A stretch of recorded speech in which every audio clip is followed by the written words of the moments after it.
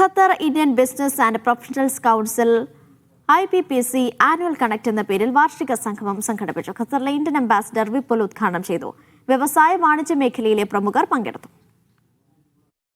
Unlocking potential accelerating growth in Qatar എന്ന പ്രമേയത്തിലായിരുന്നു പരിപാടി. നിക്ഷേപം, സുസ്ഥിര സാമ്പത്തിക വികസനം തുടങ്ങിയ മേഖലകളിൽ ഖത്തറിൽ അവസരങ്ങളുടെ പുതിയ സാധ്യതകൾ അന്വേഷിക്കുന്നത് കൂടിയായി സംഗമം. ഖത്തറും ഇന്ത്യയും തമ്മിൽ വിവിധ മേഖലകളിൽ തുടരുന്ന സഹകരണം വരും വർഷങ്ങളിൽ ശക്തിപ്പെടുത്താൻ ബിസിനസ് സമൂഹം പ്രതിജ്ഞാബദ്ധമാണെന്ന് ഇന്ത്യൻ അംബാസിഡർ പറഞ്ഞു. ഇരു രാജ്യങ്ങളും തമ്മിലുള്ള ഉഭയകക്ഷി ബന്ധത്തിന് ദീർഘകാല ചരിത്രമുണ്ട്.